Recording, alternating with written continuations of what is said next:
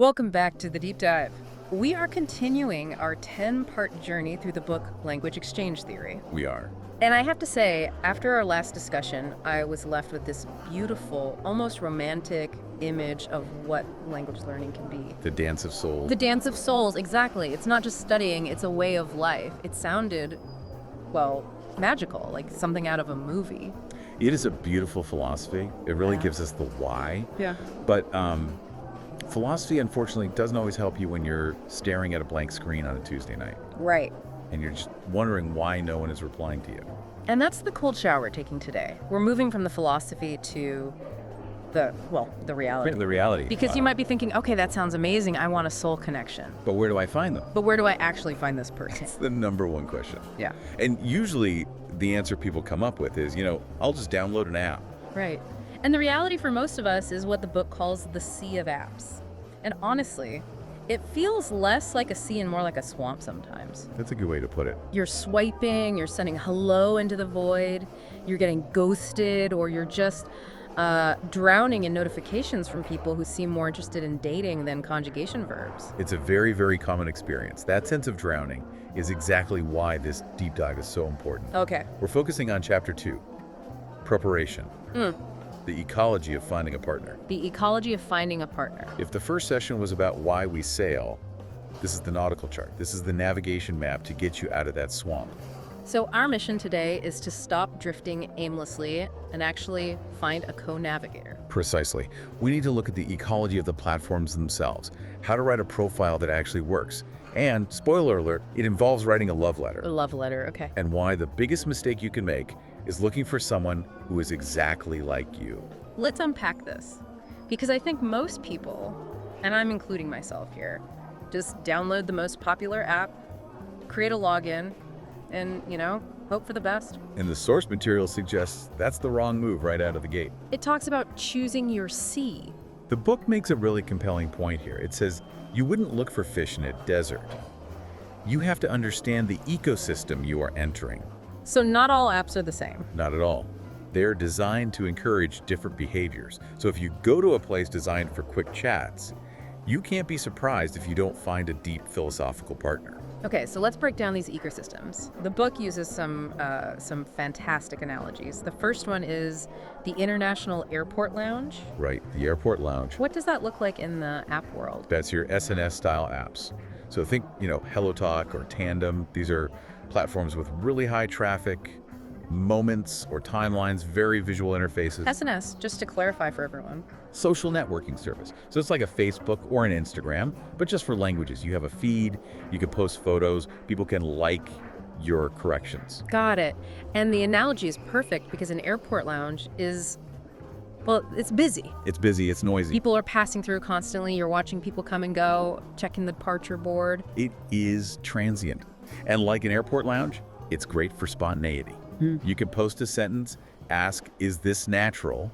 And get 5 corrections in 30 seconds. Wow, okay. It's fantastic for that quick feedback loop. You get that instant gratification. But I'm guessing there's a downside if we're looking for that soul connection we were talking about. The downside is the noise. Yeah. I mean, the stream moves so fast that it is very hard to sit down and have a deep, quiet conversation. This is too much. These apps are designed for dopamine. They want you scrolling. So they attract casual users who are there for the buzz, not necessarily the long haul. So if you're looking for a serious 1-hour-a-week commitment, the lounge might just be too chaotic. It really is. You're trying to have a philosophy debate while someone is announcing flight departures over the loudspeaker. And someone else is trying to sell you duty-free perfume, yeah. The environment dictates the behavior. So where do the serious introverts go? According to the book, they go to the members-only reading salon. Okay, that sounds exclusive. These are the bulletin board types, like Conversation Exchange or similar matching sites. They feel old school. I actually looked at one of these sites based on the notes, and it looked like it was built in 1998. It probably was. Text heavy, no flashy photos, very basic search functions. And that is a feature, not a bug. How so? Usually in tech, we want everything to be slick and one click. Well, in this context, friction is a filter. If someone takes the time to navigate a clunky website, read a text-heavy profile, and then write you a thoughtful email to introduce themselves, They're serious. they are serious. They're not looking for a quick 5-minute chat. They want to sit down, maybe once a week, for a serious 1-hour talk. It's like a library in a forest. Quiet, deliberate, and focused. That makes so much sense. The interface actually selects for patience. If you're impatient, you just leave. But you're gone. So the people remaining are the ones with the attention span you want. Exactly. And then you have the third category, the university campus. So these are platforms like Italki, which blend community with structured learning. You have teachers, you have students, you have a bit more structure. So the takeaway here isn't download this specific app, it's more introspective. It's asking, who do I want to be? Do you want the quick chatter and the buzz of the lounge? Go to the SNS apps. Do you want the deep, slow, philosophical debate? Go to the salon. Go to the salon. Choose the environment that matches your intent. Okay, so let's say we've picked our sea, we're in the right place. Now we have to build our boat, or I guess hoist our flag so people can find us. We need to talk about the profile. The profile. This is where most people fail before they even start. The book dropped a bomb here that I absolutely loved. Your profile is not a resume, it is a love letter. It's a striking concept, isn't it? It sounds a little risky. I mean, we're not looking for a romance here, are we? We just warned people about that. No, absolutely not romance. When the author says love letter, they mean vulnerability. They mean showing need. Okay. Think about how 99% of people write their profiles. I am a native English speaker. I have JLPTN2. I like movies and travel. I'm pretty sure that's exactly what my profile says right now. Mine too, probably. It's just a list of specs. It feels professional. And it is incredibly boring. It's a resume, sterile. And worse, it's intimidating. If you say, I am fluent and perfect, why would I talk to you? You don't need me. Ah, I see. It's about creating a gap for the other person to fill. Exactly. This ties into a concept called reciprocal altruism. Humans have a deep-seated instinct to teach and to help, but that instinct only triggers if we see a struggle. We want to be useful. So how do we actually do that? How do I show struggle without looking, incompetent? You frame it as a specific curiosity, a specific pain point. So instead of, I want to learn Japanese, you write something like, I am moved by the number of words for rain in Japanese, but I struggle to understand the nuance between them. I need someone to help me explore this. That is vastly different. It feels humble, but also intellectually engaged. It invites the partner to be a guide. Yeah. You are showing a gap that only they can fill. That is incredibly attractive in a learning partner. You aren't just taking, you are giving them the role of the expert. You're empowering them.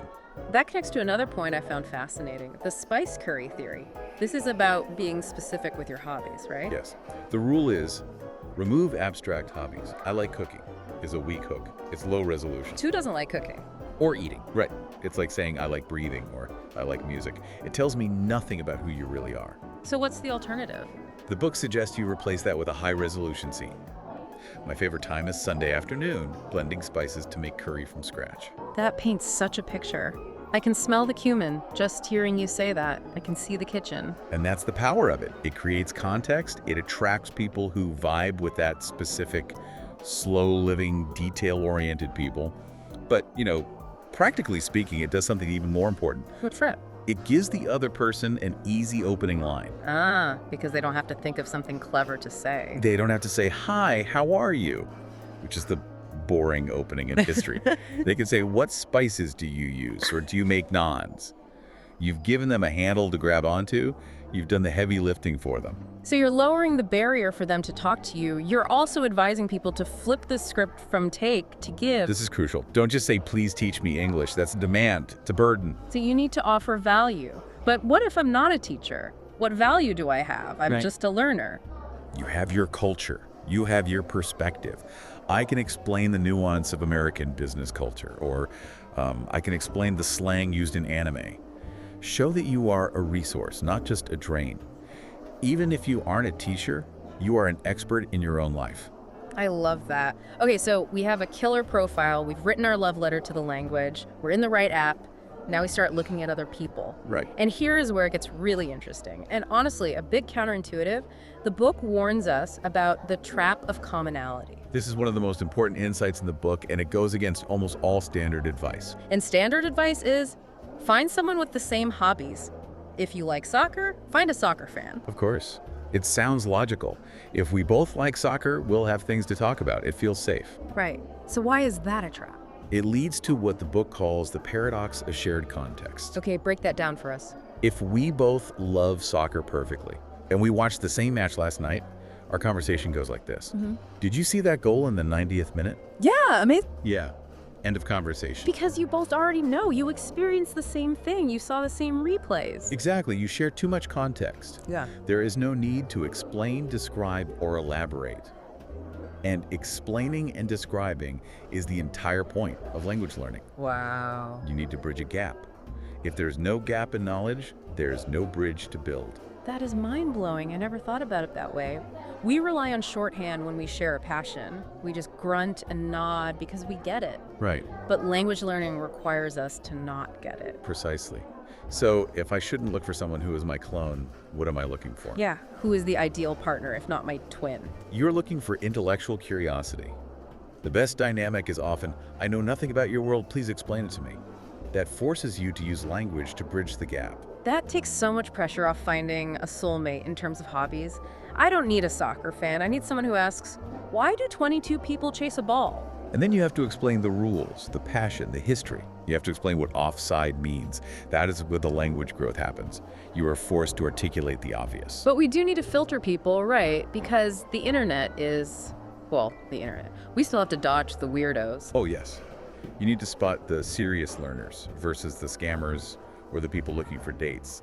The book calls the serious ones the honkizai. Bonkizai, the real deal, the serious squad. What are the red flags? Profiles that are too perfect. You know, model photos, vague, glittering bios that sound like a travel brochure. I love life. I want to see the world. If it looks too good to be true. It's usually a romance scammer or just someone who isn't there to study. They're there for an ego boost. So how do we spot the real deal? You look for metacognition. Metacognition. Thinking about thinking. That sounds a bit academic. How does that show up in a bio? It shows up as self-awareness about the learning process. Does the user know why they're learning?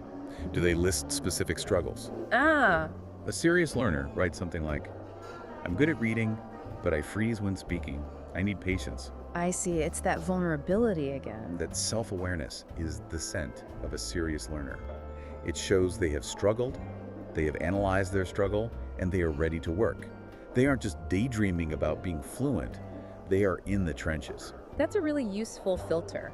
One other tip the book mentioned regarding filters was about negative constraints. Oh, this is a big one. You see profiles that say, no romance, no beginners, don't ask me for money. It seems efficient. You're setting boundaries. You're telling people what you don't want. It is efficient, but it creates a hostile aura. It makes you sound defensive before you've even said hello. It scares away the nice people who worry they might annoy you. So how do we set boundaries without being so prickly? You rephrase negatives as positives. Instead of no romance, say, I value sincere learning partners. Instead of no beginners, say, I enjoy deep discussions. It sets the same boundary, but it attracts the right people without scaring away the kind ones. It frames you as someone with high standards, not someone with a bad attitude. That's a great life tip in general, honestly. Okay, so we found a potential match. A serious learner, maybe with different hobbies, but high curiosity. Now comes the moment of truth. The first message. The graveyard of good intentions. So many unrequited hello. Why do we freeze up here, and why do so many people ignore messages? The strategy here is crucial.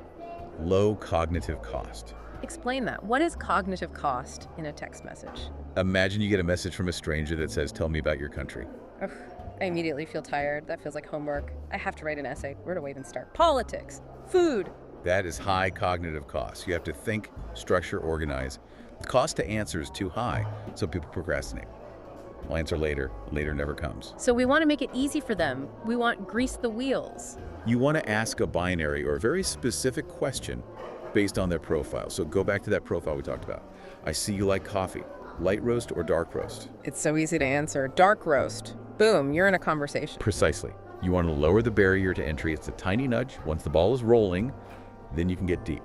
But the first step must be effortless. So we've started talking, and this brings us to the grand conclusion of this chapter. We've been talking about finding a partner this whole time. Right. But the book says we're thinking about it all wrong. You don't find a partner, you grow one. This is the reality check. There is no perfect partner waiting in the app, fully formed, who knows exactly how to correct your mistakes, loves your specific topics, and is available exactly when you are. That person does not exist. That person does not exist. That's actually a huge relief. It stops the endless swiping looking for the one. You find a seed, a potential match with the right attitude, that honky-eye spirit, and you grow them into a partner. And that growth happens through adjustment. What kind of adjustments? Simple things, but they matter, like time zones. It's not just math, it's empathy. Acknowledging, hey, it's late for you, thank you for staying up, builds the bond. That's huge. Or deciding on media. You mean choosing between video calls or audio calls? Yes, video is high information, but it's also high vulnerability. It's tiring to be on camera in a foreign language. You worry about your face, your background. Oh, for sure. Audio focuses just on the voice. There's less pressure. I definitely feel less anxious when the camera is off. I can pace around the room. So deciding these things together, do we want to use video today, or let's stick to audio, is the first act of the co-navigator relationship. You are building the rules of your own little world. That's beautiful. It shifts the focus from what can you do for me to what can we build together. And that is the essence of preparation. You aren't shopping for a product. You are preparing the soil for a relationship. You're gardening.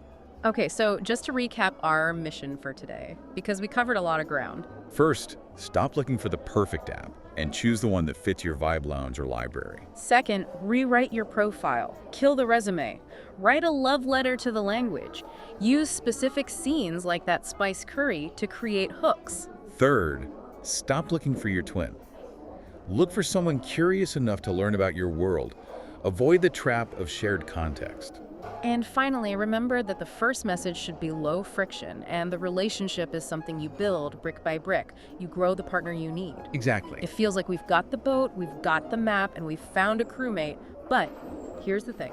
How do we actually keep the boat afloat? Ah, yes. Because finding the partner is just the launch. The real challenge is keeping the conversation going week after week without running out of things to say. That is exactly where we go next. In the next deep dive, we are going to cover Chapter 3, the 50.50 system design. System design sounds serious. It is. We're going to talk about the politics of time and why using a timer, yes, a literal kitchen timer, is the ultimate act of kindness and discipline to keep the relationship alive. A timer as an act of kindness. I'm intrigued. I usually think of timers as stressful. It changes everything. It saves the relationship from the awkward silence and the imbalance of one person talking too much. Well, I can't wait for that. But for now, I want to challenge you, the listener. Tonight, open that app. Look at your profile. Is it a resume or is it a scene from your life? Rewrite it. Add that spice curry detail. Be vulnerable. See who responds. It only takes one specific detail to find the right person. Dive deep, rewrite those profiles, and see you in the next chapter.